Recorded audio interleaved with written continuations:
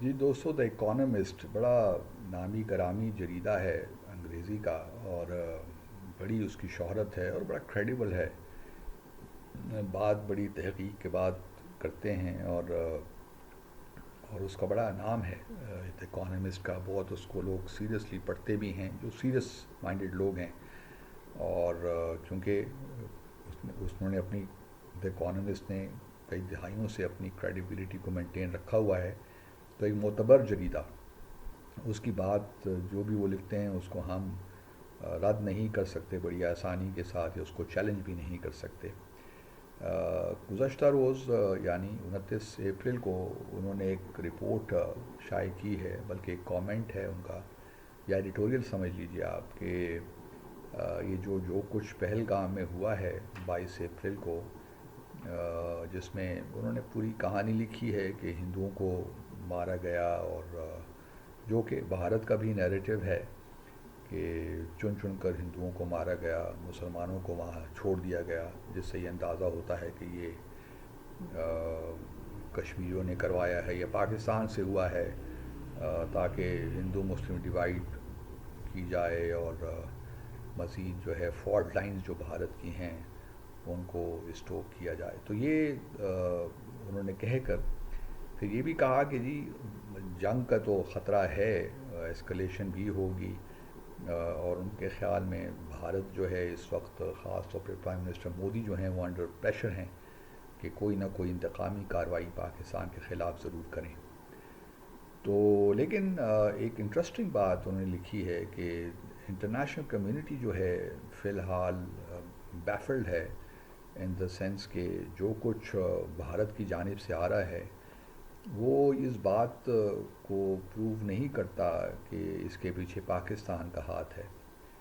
جتنا بھی ایویڈنس ابھی تک کم از کم میڈیا میں لایا گیا ہے، وہ اس طرح نہیں ہے کہ اس پہ یقین کیا جائے یا اس کی کریڈیبلٹی کو اس کو چیلنج نہ کیا جا سکے۔ تو یہ ایک تاثر ہے جو کہ زیادہ ایک زور پکڑ رہا ہے۔ دیکھیے پاکستان میں تو پہلی ہم نے جس دن یہ ہوا اور اس کے فوری بعد ہم نے جو بھی نیریٹو بلڈ کرنا چاہا بھارت نے، اس میں اتنے گیپس تھے کہ کوئی بھی ذی شعور آدمی اس کو تسلیم نہیں کر سکتا، کیونکہ اب تو بھارت کے اندر بھی آوازیں اٹھ رہی ہیں کہ بھئی یہ کس نے کروایا ہے، کچھ صحیح اس کے بعد سامنے باتیں کھل کے آنی چاہیے۔ لیکن یکے بعد دیگرے بھارت جو ہے کوشش کر رہا ہے کوئی ایویڈنس لانے کی کہ جی یہ پاکستان کا اس کے پیچھے ہاتھ ہے، اس لیے ہم نے بدلہ تو ضرور لینا ہے۔ اب چونکہ ان کی ڈومیسٹک پالیٹکس بھی ہے، لیکن اب یہ ضرور ہے کہ جو پاکستان کا نیریٹو تھا وہ زیادہ ٹریکشن لے رہا ہے، ان دا سینس کہ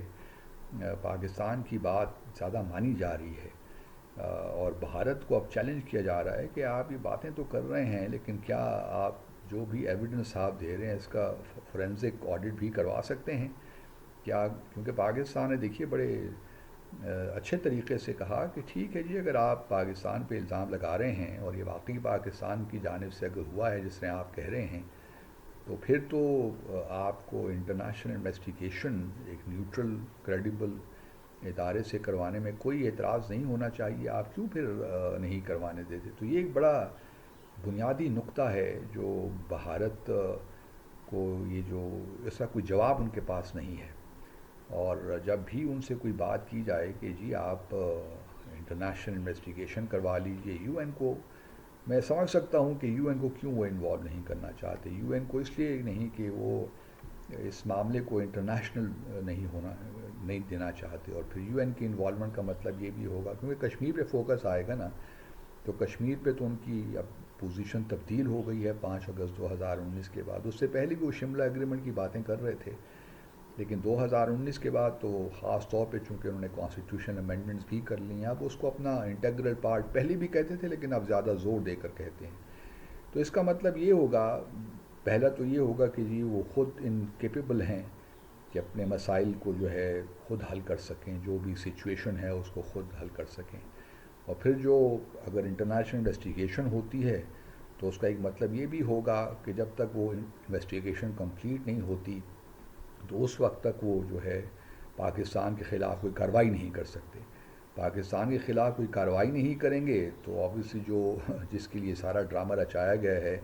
اس کے بینیفٹس کس طرح وہ لیں گے اپنی الیکٹرل پالیٹکس میں, کس طرح ہندوؤں کو اپنے پیچھے بی جے پی رکھے گی, جو ان کا ایک طریقہ کار ہے 2014 سے جو شروع ہوا ہے یہ معاملہ. اور پھر یو نیور نو کہ انٹرنیشنل انویسٹیگیشن اسی نتیجے پہ پہنچے کہ یہ اب اندر سے ہی کہیں سے ہوا ہے اور اس میں پاکستان کا کوئی ہاتھ نہیں ہے, یا پاکستان میں اگر کوئی بینڈ آرگنائزیشنز ہیں تو ان کا بھی اس سے کوئی لینا دینا نہیں ہے. تو یہ بھارت کی میں پوزیشن سمجھ سکتا ہوں کہ بھارت کیوں اس طرف نہیں آ رہا, کیونکہ بہت سی چیزیں کمپرومائز ہونے کا خطرہ ہے. اسی وجہ سے وار ڈرمز بیٹ کر رہے ہیں اور دنیا کو بتا رہے ہیں, لیکن میرا ابھی بھی خیال یہی ہے کہ بھارت فل اسکیل جو ہے وار اس کو افورڈ نہیں کر سکتا. ان کی اکانومی کے لیے بہت زیادہ یہ ڈیمیجنگ ہوگا. ٹھیک ہے ان کے پاس بہت پاکستان سے شاید زیادہ سب تیاری بھی زیادہ ہوں, ٹینک بھی زیادہ ہوں, میزائل بھی زیادہ ہوں, سب کچھ زیادہ ہو, فوج بھی زیادہ بڑی ہو, لیکن پاکستان کا ایک حملہ کہیں بھی ہو گیا تو ساری جو ان کی اکانومی ہے, جو گروتھ ریٹ ہے, سارا ٹھپ ہو جائے گا. اور پھر چین کا فیکٹر بھی ہے بیچ میں, وہ بھی ان کو سامنے رکھنا چاہیے. گو کہ میں سمجھتا ہوں کہ چین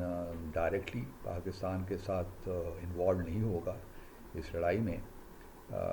کیونکہ ہم نے بھی 2021 میں جو سیز فائر کیا تھا وہ ایک بہت بڑی غلطی تھی. اس وقت بھارت اور چین کے درمیان ایک معاملہ چل رہا تھا, تو ہم نے اس وقت یہ سیز فائر کر کے کوئی چین کو صحیح جواب نہیں دیا تھا, صحیح میسج نہیں دیا تھا. لیکن بہرحال چین کی کیونکہ پاکستان میں انویسٹمنٹس ہیں تو وہ پاکستان پہ ہمارا ایک اسٹریٹجک پارٹنرشپ بھی ہے. چین اور بھارت کے تعلقات کی نوعیت بھی بے اعتمادی پر ہی ہے, تو اس وجہ سے چین ہمیں سپورٹ تو کرے گا, لیکن کس حد تک کرے گا آئی کانٹ ریلی سے مچ اباؤٹ دیٹ. تو میں اسی وجہ سے تھوڑا سا اس وقت جو معاملات ہیں وہ کوئی ایسے دا اکانومسٹ کی رپورٹ کے حوالے سے اور بھی بہت سے انٹرنیشنل جریدے ہیں یا اخبارات ہیں جو کویسچنز ریز کر رہے ہیں, خاص طور پہ بھارت کے نیریٹو کے متعلق, کہ اس میں کوئی جان نظر نہیں آتی, اور اگر ہے اور اگر بھارت اسٹرائک کرنا چاہتا ہے پاکستان پر ایون انڈر آرٹیکل 51 جو یونائٹڈ نیشنز چارٹر کا ہے, اس کا بار بار ریفرنس بھارت کے میڈیا میں آ رہا ہے, تو اس کے لیے ضروری ہے کہ بھارت کے پاس انڈینائبل ریفیوٹیبل ایویڈنس ہونا چاہیے اور دنیا کو پیش کرنا چاہیے, تب اس کو کہیں ہم جسٹیفائی بھارت کرے گا کہ پاکستان پہ کوئی ایسا حملہ کرے یا سو کالڈ لانچ پیڈز جو وہ کہتے ہیں کہ پاکستان میں ہے ان کو تباہ کرے. تو ابھی بھارت کا نیریٹو بک نہیں رہا کیونکہ وہ کھوکھلا نیریٹو ہے. Thank you.